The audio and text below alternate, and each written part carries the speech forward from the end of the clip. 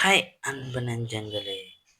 ரொம்ப பேசுன சீனு, ரொம்ப முடிய வளர வைக்கிறதுக்கு நான் வந்துட்டேன். மணி இப்போ 3. எல்லாரும் எப்படி இருக்கீங்க? நான் நல்லா இருக்கேன். நீங்க எப்படி இருக்கீங்கிறத நம்ம கமெண்ட்ல சொல்லுங்க. இன்னைக்கும் நம்ம முடிய வளர வைக்கிறதுக்கு ஒரு முக்கியமான வீடியோ. முக்கியமான்னு சொல்றத விட, நம்ம முடிய வளர வைக்கிற பவர்ஃபுல்லான ரெமெடின்னே சொல்லலாம். உங்க முடி உடைஞ்சு போகுதா? தல சீவும்போது முடி கையோட வருதா? அடர்த்தி இல்லாம, முடி வேர்ல ஸ்ட்ரென்த் இல்லாம, கையோட அப்படியே வருதா? இந்த டிப்ஸ நீங்க செஞ்சு பாருங்க.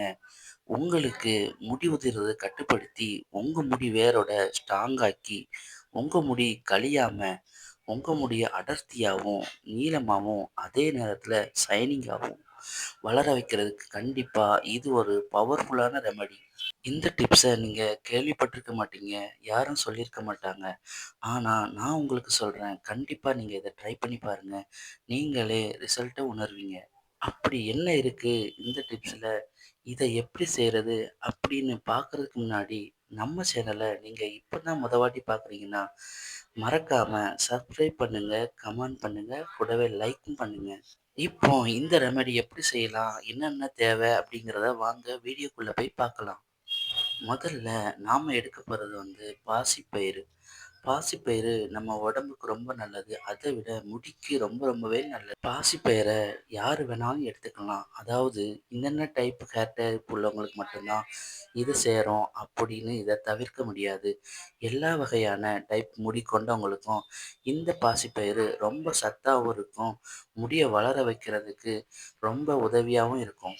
அதுக்கப்புறம் பாசிப்பயிரில் வைட்டமின் ஏ, பி, சி அப்புறம் இ இந்த வைட்டமின் சத்துக்கள் நிறைஞ்சிருக்கு. அப்புறம் கால்சியம், பொட்டாசியம் அப்படின்னு கனிம சத்துக்கள் நிறையவே இருக்குது இதில். நம்மளுக்கு வைட்டமின் ஏ அதிகமாக இருக்கிறதுனால கண் பார்வைக்கு ரொம்பவே நல்லது இந்த பாசிப்பயிறு. அப்புறம் பொட்டாசியம் இருக்கிறதுனால நம்ம உடல் ரத்தத்தை சீராக்கி நம்ம முடி வளர்ச்சியில முக்கிய பங்கு வகிக்குது. அப்புறம் நம்ம எடுக்க போறது வந்து கருப்பு உளுந்து. உளுந்து வந்து நம்ம உடம்புக்கு ரொம்பவே நல்லது. அதுலேயும் கருப்பு உளுந்து நம்ம உடம்புக்கு ரொம்ப நல்லது. வெள்ளை உளுந்தும் எடுக்கலாம். ஆனால் வெள்ளை உளுந்தை விட கருப்பு உளுந்து தான் சத்து அதிகம். அதனால் நம்ம கருப்பு உளுந்தே எடுத்துக்கலாம். அதாவது இந்த கருப்பு உளுந்தை சிறியவர்கள் முதல் பெரியவர் வரை எல்லாரும் எடுத்துக்கலாம். இதில் உங்களுக்கு இரும்பு சத்து இருக்கிறதுனால இரும்பு சத்து குறைபாடு உள்ள பசங்களுக்கு குழந்தைங்கள்லேருந்து பெரியவங்க வரைக்கும் எல்லாரும் எடுத்துக்கலாம். இந்த உளுந்து உடலோட எலும்பு தசைக்கு ரொம்பவே நல்லது. குறிப்பா பெண்களுக்கு இந்த இடுப்பு வலி பிரச்சனை, அந்த பிரச்சனையெல்லாம் வராம தடுக்கிறதுக்கு ரொம்ப உதவியா இருக்குது. அப்புறம் நம்ம முடி வளர்றதுக்கான தெம்பையும், சக்தியையும் கண்டிப்பா இது உங்களுக்கு மீட்டு தரும். அதனால நம்ம இதையும் சேர்த்துக்கிறோம். அதாவது பாசிப்பயிறு 1 டீஸ்பூன் எடுத்துக்கிறோம். அதுக்கப்புறம் இந்த உளுந்து, கருப்பு உளுந்து 1 டீஸ்பூன் எடுத்துக்கிறோம். அப்புறம் இதோட இன்னொரு முக்கியமான பொருளும் சேர்க்க போறோம். அது என்னன்னா ரைஸ் தான். அதாவது நான் எடுத்துக்கிற ரைஸ் என்னன்னா, ரேஷன் அரிசி எடுத்துருக்கிறேன். ரேஷன் அரிசி தான் உடம்புக்கு ரொம்ப நல்லது. ஏன்னா, இப்போ வர்ற அரிசியில பட்டை தீட்டி, அரிசி நல்லா அழகா இருக்கணும்னு சொல்லி, வெள்ளையா இருக்கணும்னு சொல்லி, பட்டை தீட்டி அரிசியில உள்ள சத்தெல்லாம் எடுத்துடுறாங்க. அதனால ரேஷன் அரிசி தான் பட்டை தீட்டாம சத்துக்கள் எல்லாம் அப்படியே இருக்கும். அதனால நான் வந்து ரேஷன் அரிசிய 1 டீஸ்பூன் எடுத்துக்கிறேன். நீங்களும் ரேஷன் அரிசியே எடுத்துக்கோங்க. மத்த அரிசியும் எடுத்துக்கலாம், பச்சை அரிசியும் எடுத்துக்கலாம். அது உங்களோட விருப்பம். அப்புறம் இதோட இன்னொரு முக்கியமான இன்கிரீடியன்ட் சேர்க்க போறோம். அது என்னன்னா, நம்ம வெந்தயம் தான். இந்த வெந்தயத்துல உங்களுக்கு உடலோட சூட்ட குறைக்கிற தன்மை அதிகமாவே இருக்கு. ஹீட்டுனால கூட பல பேருக்கு முடி உதிர்வு அதிகமா இருக்கும். முதல்ல ஹீட்டை கண்ட்ரோல் கொண்டு வந்துட்டாலே நம்ம முடி உதிர்வு முக்கால்வாசி கட்டுப்படுத்திடலாம். அதனால வெந்தயத்த எடுத்துருக்கிறேன். வெந்தயமும் 1 ஸ்பூன் எடுத்துருக்கிறேன். வெந்தயம் வந்து நம்ம முடிக்கு வந்து நல்ல ஷைனிங்கை கொடுக்கும். ஹேர் ஃபால்லாம் நீக்கி, நீங்க இழந்த முடியையும் மீட்டு தர்றதுக்கான எல்லா தன்மையும் நம்ம இந்த வெந்தயத்துல இருக்கு. அதனால இந்த வெந்தயத்தையும் நம்ம சேர்த்துக்கிறோம். இப்போ இதெல்லாம் நம்ம எடுத்தாச்சு. எடுத்து மிக்ஸ் பண்ணியாச்சு. அப்புறம் என்ன செய்ய போறோம்னா, இத வந்து ஒரு நாளைக்கு செய்றோம்னா, இன்னைக்கு நைட்டு ஃபுல்லா ஊற வச்சிரணும். உங்களுக்கு ஒரு நாள் நைட்டு ஃபுல்லா ஊற வைக்க முடியலன்னா, நீங்க வந்து ஒரு 2 மணி நேரமாவது ஊற வச்சு எடுத்துக்கோங்க. இப்போ நான் முந்தின நாள் நைட்டு வந்து ஊற வச்சுட்டேன். ஊற வச்சு நல்ல ஒரு மூடி வச்சு மூடி வச்சிரலாம்.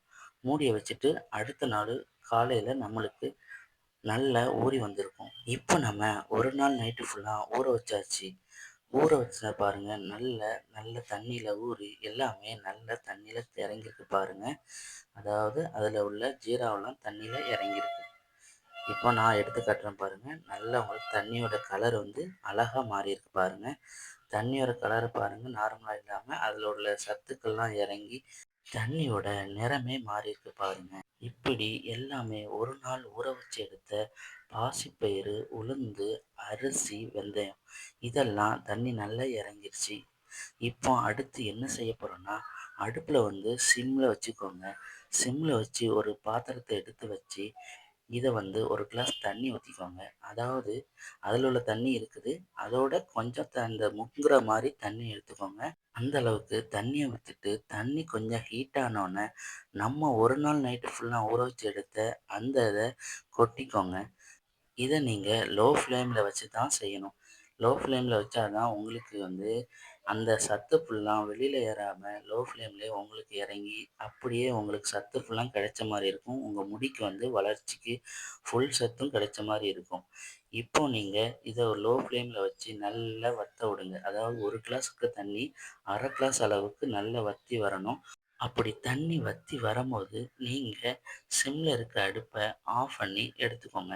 எப்படியும் உங்களுக்கு ஒரு 10, 15 நிமிஷம் குறைஞ்சது 20 நிமிஷமாகும் ஆகும். இப்போ நம்ம இந்த ரெமெடி ரெடி ஆயிடுச்சு.